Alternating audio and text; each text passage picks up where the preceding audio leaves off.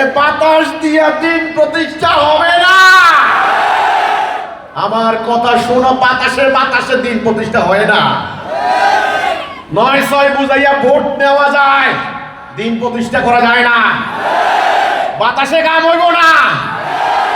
আল্লাহ রাসূলের কর্মসূচি লাগবে, সেই ইমাম লাগবে, সেই আকীদা লাগবে। হিজবুত তাওহীদ সেটা তুলে ধরছে, আলহামদুলিল্লাহ। আপনি জান্নাত যাবেন ইমান দিয়া, ফাদাখালাল জান্নাহ মান ক্বালা লা ইলাহা ইল্লাল্লাহ ফাদাখালাল জান্নাহ।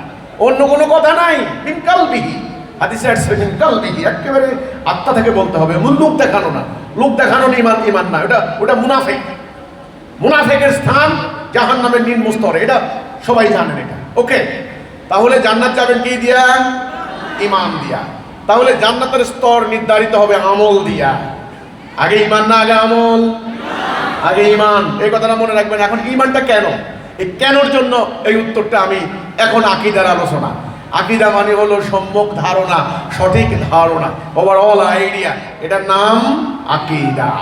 দেখেন আমার হাতে একটা ঘড়ি আছে, এর উদ্দেশ্য কি? সময় দেওয়া। মাথার উপরে একটা বস্তু ঘুরে, এটার উদ্দেশ্য কি? বাতাস দেওয়া। এই যে আপনি জানলেন, প্রত্যেকটা জিনিসের উদ্দেশ্য সম্পর্কে জানার নাম আকীদা। তো তাহলে এই যে আল্লাহ রাব্বুল আলামিন এই জিনিসটা পাঠিয়েছেন, এটার উদ্দেশ্য কি? এটার একটা উদ্দেশ্য আছে না?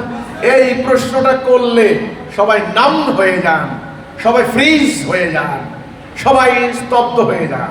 দু একজনে উত্তর দেয় পড়ার জন্য। আর এটা কি ভাই পড়ার জন্য? তো চলেন সবাই মিলে খালি পড়ি। একজন ডাক্তার প্রেসক্রিপশন লেখেন, ডাক্তারের কাছে আপনি যাইয়া বলেন, ডাক্তার সাহেব আমার মাথায় ব্যথা, রাতে ঘুম হয় না, পেটে কামড় দিচ্ছে, হাঁটু ব্যথা করছে, ইত্যাদি ইত্যাদি, ডায়রিয়া হচ্ছে। ডাক্তার কতগুলা ওষুধের নাম লিখবে। অনেক বড় ডাক্তার, অনেক নাম করে ডাক্তার। সকালে এটা খাবেন, দুপুরে এটা খাবেন, খাওয়ার পর এটা করবেন, এক্সারসাইজ করবেন, ইত্যাদি বাদ দিবেন, এটা করবেন, এটা গ্রহণ করবেন, এটা বর্জন করবেন। এই যে একটা প্রেসক্রিপশন লিখলো, আপনি সকাল বিকাল 2 বেলা খালি মুখস্থ করলেন। এটা কি ভালো হয়ে গেল? খালি ভালো হয়ে গেল? আমাদের দশা সেটা হয়েছে না। মানব জাতির অসুখ, সামাজিক অসুখ, রাজনৈতিক অসুখ, অর্থনৈতিক অসুখ, আধ্যাত্মিক অসুখ কি আছে? যিনি সৃষ্টি করেছেন আল্লাহ সুবহানাহু ওয়া তাআলা, তিনি জানেন। এজন্য তিনি রিসালাত পাঠিয়েছেন, তিনি মেসেজ পাঠিয়েছেন মেসেঞ্জারের মাধ্যমে, মানব জাতির প্রেসক্রিপশন। কিন্তু দুর্ভাগা হতভাগা মুসলমান, মহান রব্বুল আলামিনের পক্ষ থেকে নাযিল হওয়া এই কিতাবের আকীদা তারা ভুলে গিয়েছে। ভুলে গিয়ে সকাল বিকাল পাঠ করে, 1 হরফে 10 নেকি। বাচ্চাদেরকে হেফজবান হাফেজ বানায়, নিজেরা বড় বড় মাদ্রাসা থেকে মৌলানা হয়ে বের হয়ে নিজেরা লেখে তাফসীরুল কোরআন মাহফিল, লাখে লাখে টাকা কামাই করে নিয়ে যাচ্ছে। কিন্তু জনগণ এই কোরআনের বরকত থেকে, রহমত থেকে বঞ্চিত হচ্ছে। তাহলে একটা ফ্যানের উদ্দেশ্য কি?